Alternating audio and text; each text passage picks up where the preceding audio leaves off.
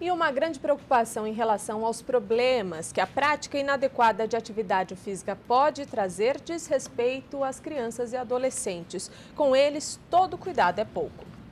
Para falar sobre esse assunto, esse e outros assuntos envolvendo a segurança do público infanto-juvenil, está conosco no estúdio a coordenadora nacional da ONG Criança Segura, Gabriela Guida de Freitas. Gabriela, seja bem-vinda. Obrigada.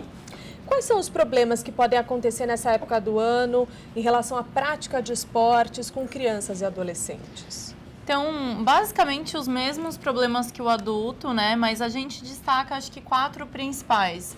Então, a questão da desidratação, a gente está numa época quente do ano e a criança que está praticando atividade ao ar livre, embaixo de sol, tem que se hidratar o tempo inteiro. Então, vai no parque, vai andar de patins, de skate, sempre bebendo água. Tem a lesão por esforço repetitivo, que tem muito a ver com o que a gente viu no vídeo. Então, é praticar o esporte sem fazer o alongamento ou sem estar acostumado com uma sobrecarga nesse período também é perigoso para a criança. Além disso, a questão do afogamento é importantíssima para a criança, né? Qualquer tipo de esporte na água, que é muito comum, é um perigo. Então, o afogamento a aula de natação acaba até sendo uma forma de prevenir o afogamento. E fora os traumas na cabeça, que para a criança... Né? A gente já fez uma pesquisa em hospitais, na Criança Segura, e aí número 1 aí das internações de criança acaba sendo o esporte, por queda mesmo. E aí é comum eles baterem a cabeça, então é perigoso. Então, por exemplo, se vai andar de patins, de skate, um capacete é legal, né? Diminui esse tipo de risco. Sim, ou até mesmo em esporte, por exemplo, numa quadra, estão jogando algum jogo, já existem pisos emborrachados que absorvem um pouco mais o impacto. Então é diferente uma criança cair e bater a cabeça num piso desse apropriado do que em um piso de cimento, enfim. Bom, pensando nisso, a ONG criou uma cartilha, né? Criança Segura nos Esportes. Quais são as dicas que estão nessa cartilha? Basicamente, pensando nesses 4 principais riscos, né, que a gente disse, para a questão da desidratação é se manter sempre hidratado, beber a água, e lá a gente indica como é feita essa conta, né, depende do peso da criança. Para as questões de afogamento, é ensinar a criança a nadar, esse é o melhor jeito.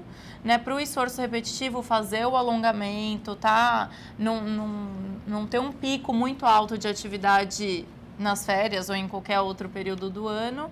E para o trauma na cabeça, o capacete é o melhor jeito de evitar esse tipo de lesão, principalmente nos esportes de rodinha, né?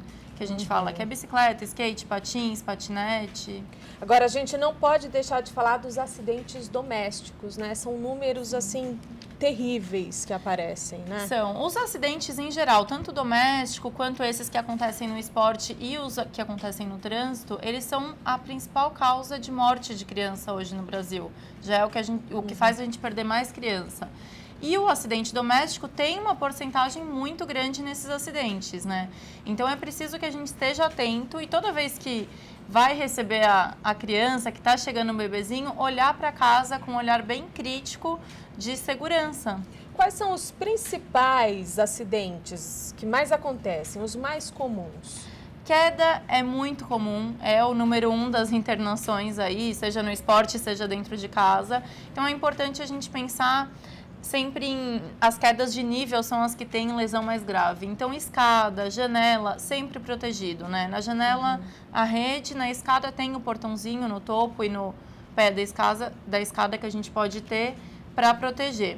Além disso, também é bem comum em casa a queimadura, e aí a cozinha é o ambiente principal que oferece esse risco. E aí a dica que a gente dá é manter a criança longe da cozinha quando estiver com o fogo ligado, quando estiver preparando um alimento quente. E por fim tem a sufocação, que aí é mais para os pequenininhos, mas que é quando as vias aéreas da criança são obstruídas por uma moedinha que está no chão, uma tampa de caneta, qualquer objeto que a gente deixou e que a criança possa colocar na boca. Todo cuidado é pouco mesmo, né, Gabriela? Com certeza. A gente costuma dizer, a criança, ela vai explorar o ambiente, isso é natural da criança, a gente espera que ela faça isso mesmo, isso faz parte do desenvolvimento, mas o ambiente precisa estar seguro para receber essa criança, senão vários acidentes podem acontecer. As tomadas, elas podem significar um perigo? Podem sim. A tomada, a gente tem uma pesquisa que mostra que a criança olha a tomada e vê uma carinha sorrindo, né? O furinho. A criança não isso é muito diferente de nós. Ela ainda não consegue distinguir o que é realidade e o que é o mundo do conto de fadas que ela vê nos desenhos. Então, as tomadas têm que estar sempre protegidas. Então, assim, o que a gente pode melhorar em casa para não correr esse risco? Durante as férias acontece mais, porque as crianças estão mais tempo em casa, né? Sim. Então, para ter férias legais, sem muitos acidentes ou sem nenhum acidente, o que a gente pode fazer em casa? Então, a gente pode proteger as janelas, acho que quem ainda não tem, primeira coisa. A gente pode proteger as tomadas. A gente pode também evitar tapetinho, que não tem antiderrapante em casa, porque a criançada vai correr mesmo, isso é normal, mas se tiver o tapete ela pode escorregar. Além disso, qualquer móvel que está mais na passagem tem que ter o protetor de quina.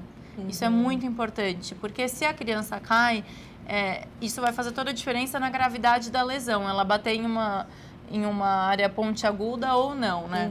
Além disso, o produto de limpeza é muito importante a gente guardar no alto. Então, se a criança vai passar mais tempo, a curiosidade deles existe. Então, eles podem descobrir, de repente, um produto de limpeza que eles antes ainda não tinham visto onde estava. E aí, a gente precisa proteger.